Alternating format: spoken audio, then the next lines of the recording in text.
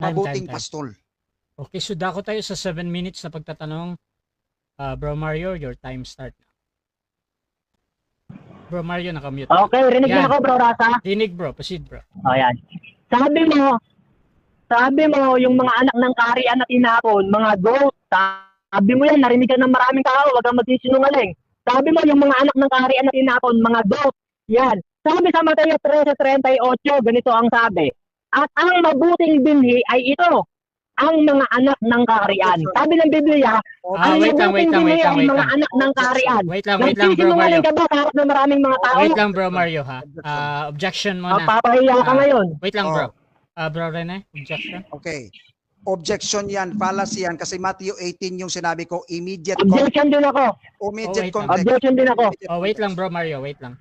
Gusto ko lang maintindihan muna kay objection ni Pastor Rene. Paulit nga bro. Ang objection ko, lumipad siya sa ibang Matthew.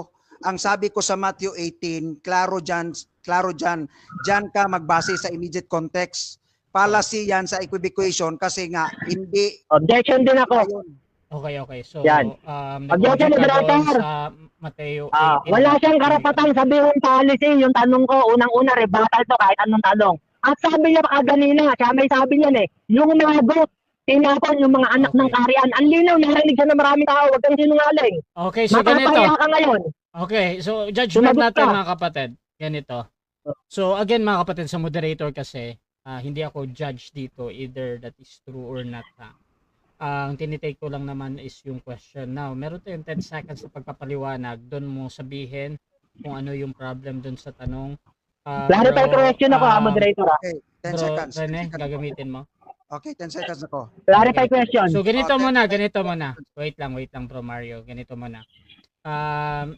Yung question mo kasi hindi pa yun buo bro. Gusto ko lang buuin mo muna tapos 10 seconds natin kay Brother Rene. Okay, sige. Yan, sabi mo yung mga anak ng kaharian, sabi mo yan, narinig ka ng maraming tao, wag kang sinungaling. Sabi mo yung mga anak ng kaharian, goat, kaya tinapon. Sabi naman ng Mateo 13:38, at ang mabubuting binhi ay ito, ang mga anak ng kaharian. Yung mabubuting binhi daw, mga anak ng kaharian. Sabi mo mga goat yun, sabi ng Biblia, mabubuting binhi yun, yung mga anak ng kaharian. Hindi yung goat. Anong ko sa'yo? Nagsisinungaling ka ba sa harap ng maraming tao ngayon? Oo o hindi? Categorical. Hindi ako nagsisinungaling kasi ang Matthew chapter 18, yung goat na yon, ang sinabi ko mga anak din ng kaharian yon, Israel din yon. Wait lang. Sumasagot pa. Wag mo na. Proceed lang. Yung sinabi mo, mga mababait yon, di ba? Yung dito sa Matthew 18, napakaklaro. Basahin mo ang context nga, immediate context. Next question. Fallacy yun. Okay. Tanong, ibig sabihin pala, etong mabubuting binhi ng mga anak ng kaharian, itinapon to sa labas sabi sa Mateo 8 ng 12. Tama ba ito na itinapon sila? Yung mga anak ng kaharian, tama ba ito o mali? Anong talata ginamit mo? Pakiulit nga. Clarification. Anong talata da? Mateo 8:12. Tama ba ito na tinapon yung mga anak ng kaharian? Tama ba ito o mali? Categorical. Objection. Okay, so objection muna. Objection ka naman Wait lang. Makakainis. Wait lang bro Mario. Objection. Aming objection Wait lang bro, wait lang ha. So pwede naman mag-object every question. Bro Rene, proceed bro. Ang Matthew, explicit yan para sa sheep at goat. Hindi makasagot Hindi. Wait lang. Nagsaside comment itong si Mario di. Bro, Mario. ganito bro Mario. Objection naman to, may counter objection. Gusto ko lang maintindihan again bro Rene, yung objection mo bro. Kasi nga explicit ang passage ko, no? Sheep and goat andyan. Basahan mo ako dyan sa Matthew na sinabi mo, sheep and goat, basahan mo ako. Okay. Para may tapat mo yung explicit sa implied mo. Implied yan Okay. Bro Mario, counter objection meron ba? Yan. Wala siyang karapatang sabihin na mali ang mga tanong ko. Dahil unang-una, kontra nga ako sa kanya. Siya ang mali. Okay. At wag mo akong paparatangan na implied ako, hindi ka Diyos. Tao ka lang, kapatid. Sumpahin ng taong tumitiwala sa tao. Wala akong tiwala sa mga So ganito ang judgment natin mga kapatid ha. Doon sa tanong ni Mario patungkol doon sa verse, tinatanggap ko yun as a valid question naman. Again, you can use your 10 seconds, Brother Rene ha. Bro Mario, paulit nga yung tanong mo muna bro, tapos tingnan natin kung paano i-take ito. Okay. Magbabago na akong tanong, bro, Rafa. Okay. Ito, tanong ko Change sa'yo, question. bago. Proceed. Oo. Time resume. Ito, tanong ko sa'yo bago. Pag ang isang tupa ba, sabi mo, makakagawa pa rin ng kasalanan. Sabi mo, wag kang magsisinungaling. Kaya pa rin makagawa ng kasalanan ng tupa. Ngayon, tanong ko sa'yo, pag gumawa ba siya, inasawa niya yung nanay niya, ligtas pa rin ba yung tupa? Pag nakagawa ng kasalanan dahil sa sarili niyang free will, ligtas pa rin? Oo, hindi, categorical. Oo yan, kaya dahil Yes. sinabi ko sa iyo kanina, Okay. wag mo na. Proceed na. Sa akin pa to, dahil nga sa katapatan at kapangyarihan ng mabuting pastol, hahanapin niya ito. At sabi ni David, ang tunay na pastol ay, Panginoon, hanapin mo ako. Next question. Wait lang, wala pa. Okay, sabi mo, ligtas pa rin kahit asawahan yung nanay. Tanong ko sa'yo, pag yun ba ng rape yung tupa dahil sa sarili niyang free will, ni-rape niya yung kapatid niya, ligtas pa rin ba siya? Oo, hindi.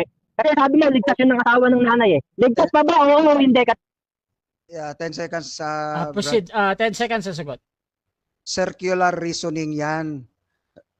Balik-balik yan. Saka hindi yun ang stand namin talaga. Sabi ni David, na kung nakuha mong aking Next question. presentation, Try mo Okay, yan. tanong ko sa'yo.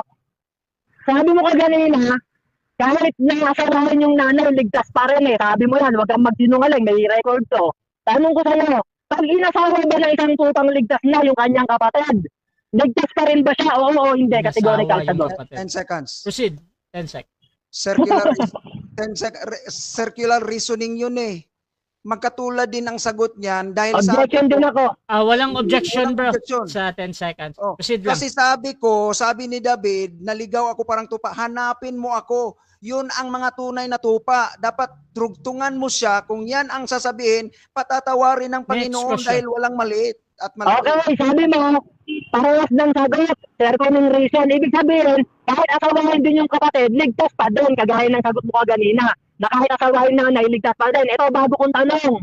Ngayon, ito, bago kong tanong. Tanong ko ito, bago. Kung sinasadya nating makapatay, kasi nga, one save, always save naman, ligtas pa rin tayo. Ligtas pa rin ba? Oo, hindi. Yung tupa, naligtas.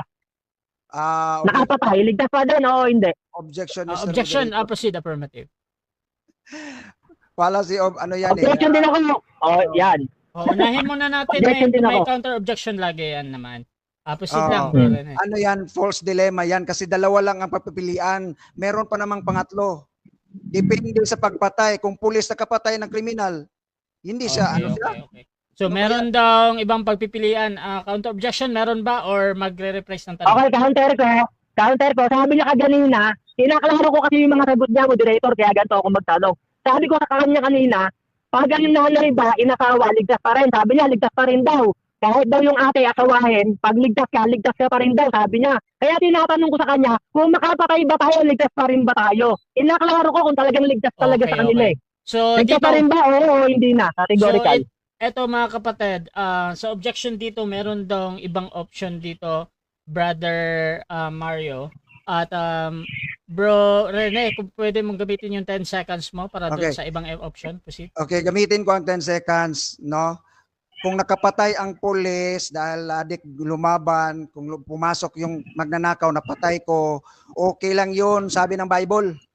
Next question. Okay, kung sinasadya mo na ikaw talaga papatay, sinasadya mo na, kasi sabi mo, ligtas pa rin eh, kahit gumawa ng kasalanan eh. Sinadya mo na, ligtas ka pa rin ba? Oo, hindi na. 10 seconds. 10 seconds.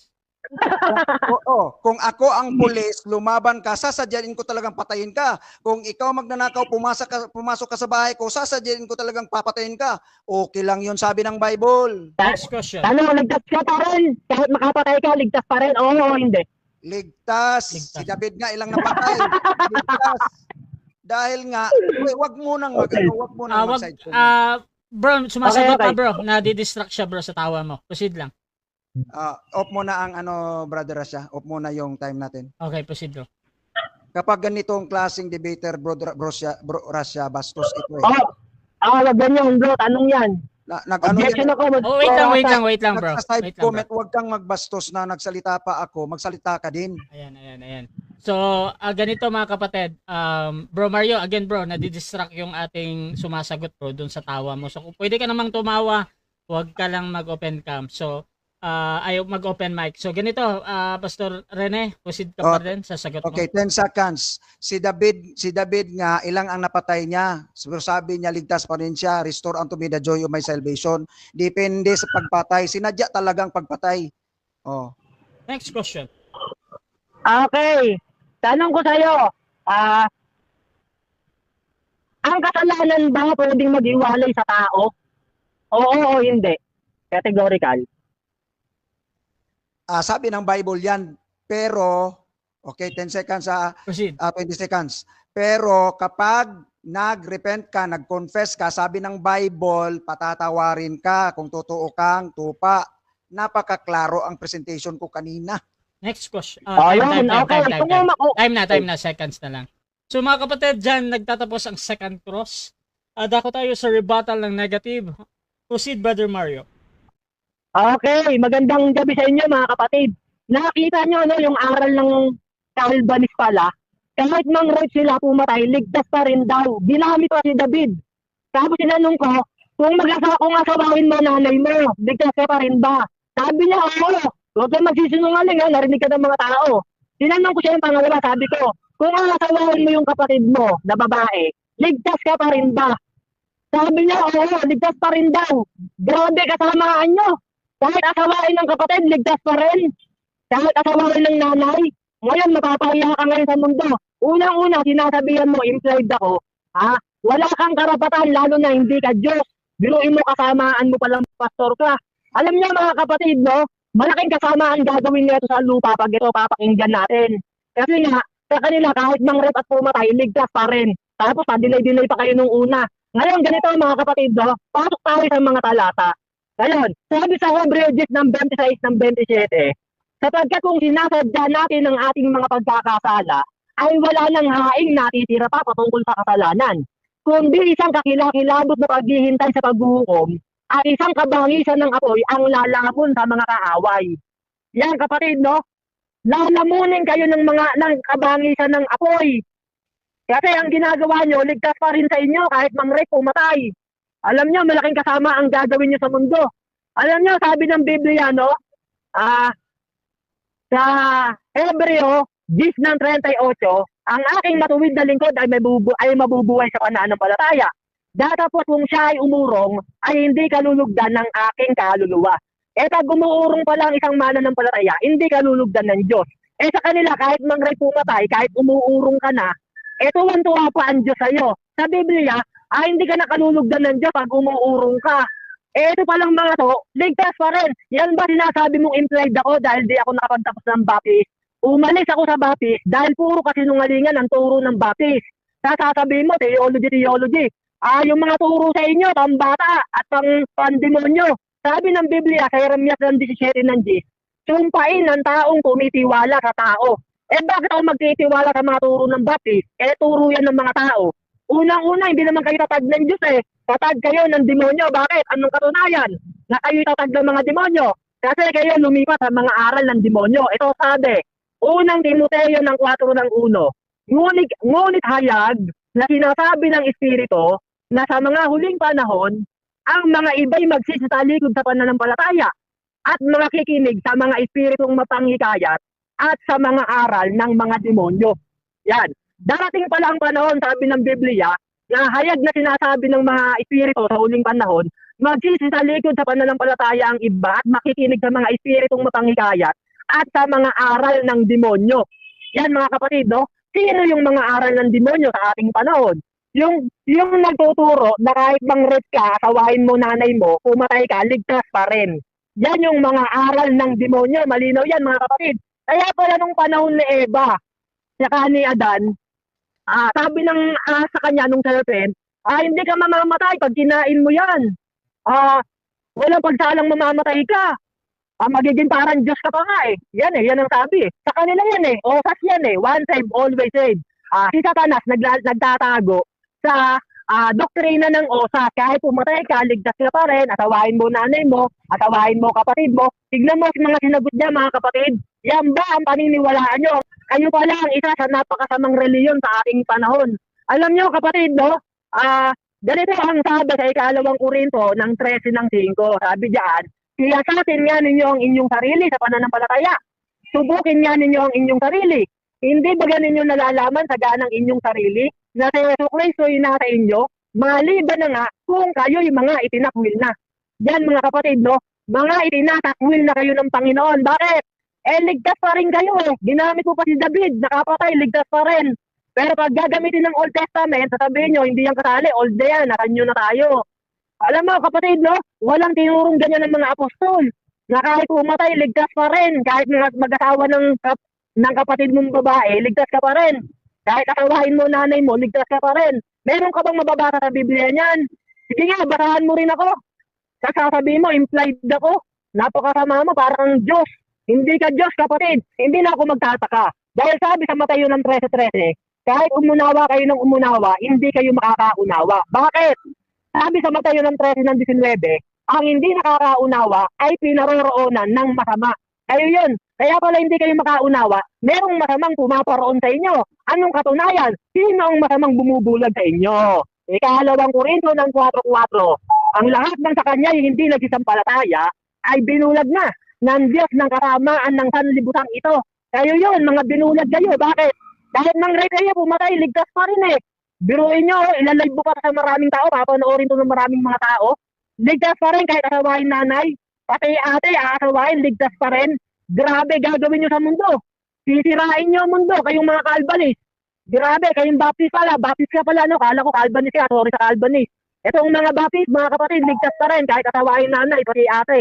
Yan kapatid, no? Mapapanood ko ngayon ng maraming tao. Sasabihin mo, implied ako. Mapapahiya ka ngayon. Ito sabi ng Biblia sa James 5:20. Sabi diyan, ay alamin nito na ang sino mang nagpapabalik loob sa isang taong makasalanan mula sa kamalian ng lakad niya ay magliligtas ng kaluluwa sa kamatayan. Sabi ng Biblia, kailangan pabalikin loob mo ang isang taong makasalanan para iligtas mo kaluluwa niya. Ang nakapagtataka sa kanila kahit hindi mo pabalikin loob, ligtas pa rin kahit magpakasama. Kontra ka sa James ng 5 ng... Kasi sabi sa James ng 5:20, lanan. Ibig sabihin, dating nasa Diyos, pinababalik loob. Ililigtas mo kaluluwa niya sa kamatayan. Sa inyo pala, kahit nagpapakasama na yung tupa, kademonyo na pinagagawa sa loob ng kawan, ligtas pa rin sa inyo kahit inaasawa na yung nanay. Para palang mga aso yan, hindi tupa. Kaya ako natatawa sa iyo kasi inihahayag ko yung kademonyoan mo. Kaya inuulit-ulit ko yung mga tanong. Huwag mo naman sasabihin, strawman na naman yan, puro objection ka.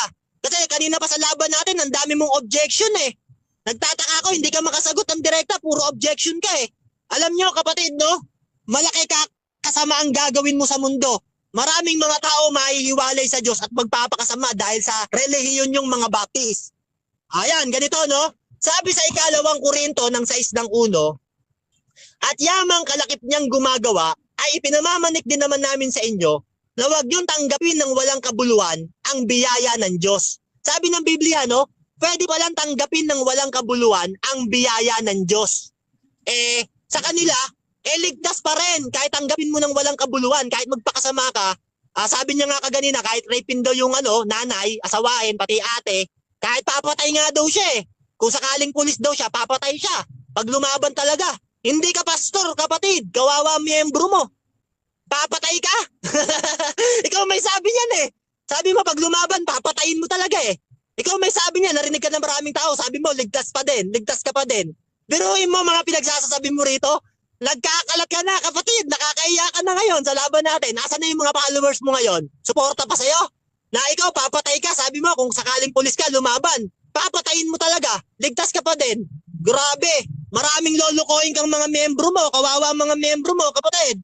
Alam mo, sabi ng Roma ng 11:22, masdan mo nga ang kabutihan at ang kabagsikan ng Diyos. At ang kabagsikan ng Diyos ay sa nangahuhulog. Yan, mabagsik ang Diyos sa mga nangahuhulog. Pero sabi ng Diyos, ang kabutihan ng Diyos ay sa iyo kung mananatili ka sa kanyang kabutihan. Kung sa ibang paraan man, ikaw ay puputulin. Yan, no?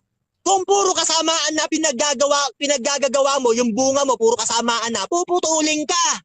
Yan, kapatid, no? Yung kaligtasan nawawala. Tanong, nagiba ko ba? Gibang-giba.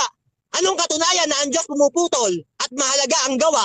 Hebreo 6 ng 8. Datapwat kung namumunga ng mga tinik at dawag ay itinatakwil at malapit sa sumpa at ang kanyang kahihinatnan ay ang sunugin. Yan. Pag namumunga na ng tinik, inaasawa na nanay, inaasawa pa ate, pulis na pumapatay, sabi diyan, ang kanyang kahihinatnan ay sunugin. Ay, lalikin eh. Kontrang-kontra ka sa Biblia, kapatid. Napakasama ng ginagawa niyong mga baptist kayo, tapos sasabihin niyo, third year college lang inabot ko. Buti nga, hindi na ako nag-fourth year eh. Kaya yung pag-aaral mo, sayang eh. Kawawa kaluluwa ng mga membro mo. Marami kang dadalhin sa impyerno. Yan ang linaw ng mga talata sabi diyan Mateo 8 ng 12. Sabi mo yung mga goat, anak ng kaharian yon. Sabi naman sa Mateo ng 8 ng 12, datapot ang mga anak ng kaharian ay pawang itatapon sa kadiliman sa labas. Diyan na nga ang pagtangis at pangangalit ng mga... Proceed tayo, bros. 7 minutes. Okay.